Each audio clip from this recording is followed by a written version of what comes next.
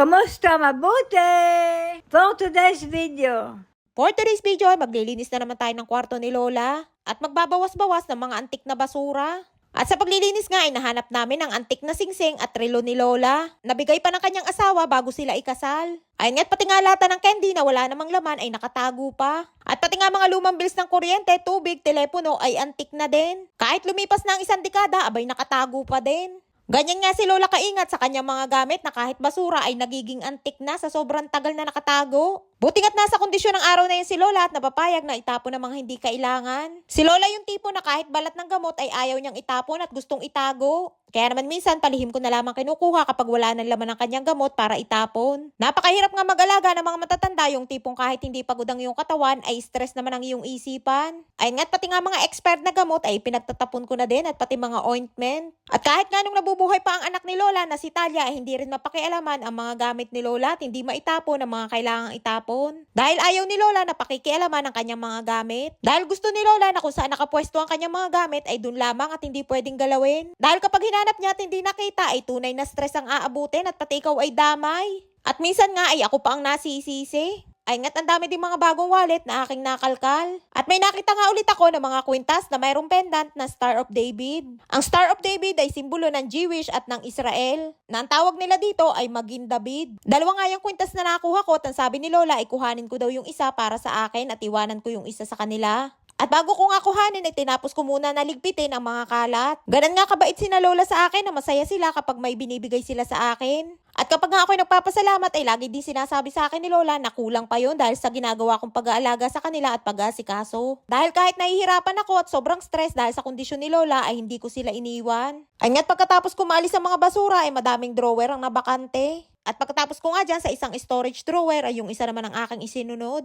At dyan nga ay nakakita din kami ng mga lumang pictures. Karamihan nga ay mga pictures ni Rapi at ng kanyang pamilya. Ay nga't batang-bata pa si Rapi at yan yung picture na nasa army pa siya. At ayan naman ang paboritong apo ni Lola na anak ni Rapi na panganay na si Yanib. Ayan naman si Rapi at ang kanyang ina at nasa taniman sila ng kanilang orange. Ito naman yung kasal ni Rapi at ni Talia, ang panganay na anak ni Lola. 13 years old pa nga lamang si Talia at 17 years old si Rapi nang magjowa sila. At bago pumasok si Rapi sa army noong 21 years old siya ay niyaya yung magpakasal si Talia na noon ay 17 years old naman. O diba alam na alam ko ang kanilang love story dahil nakwento yan sa akin ni Lola at ni Rapi. Abay eto pa ay sino ka dyan si Rapi na talaga namang machong macho? Ay eto naman kilala nyo ba yan na talaga namang red na red si Lola na napakaganda? At kasama ang kanyang balae na ina ni Rapi. At ito naman si Rapi at si Talia at ang bunsong anak nila na si On. Abay kita nyo naman si Rapi at rakista ang datingan. Kay Rapi pala nakamana ang kanyang mga anak sa hilig sa musika. Noong nakaraang araw nga ay may pinapahanap si Lola na gold na relo na regalo ng kanyang asawa bago sila ikasal. At bukod nga sa relo ay nahanap din namin ang kanyang antik na singsing. Nabigay din ng asawa ni Lola bago sila ikasal noong 17 years old pa lamang siya.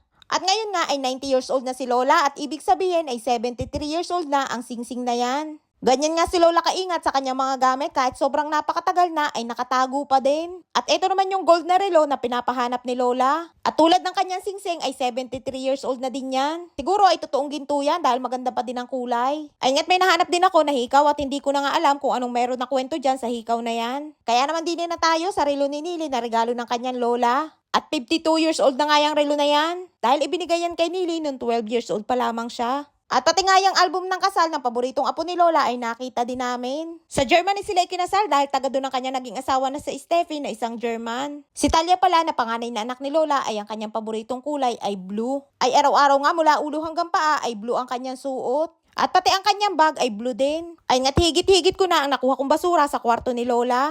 Ayan nga't meron pa dyan sa lamesa at nung gumising nga ako nung umaga ay nandyan na yan. At nakuha yan ni Nili sa drawer ni Lola. At nang makita ko si Nili, abay panay ang nguya. Tinatanong ko kung anong kanyang kinakain, abay candy daw. At nang makita ko nga, abay 3 na agad ang kanyang nakain.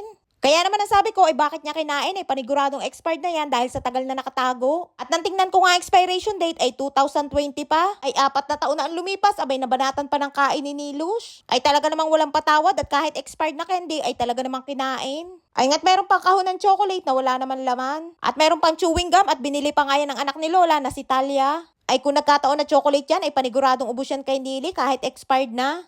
Ay siya hanggang dito na lamang ating kwento for today's video. Maraming po salamat sa inyong support at laging panonood. Mag-ingat po kayo palagi. And please subscribe to my YouTube channel. Please follow and share. Salamat!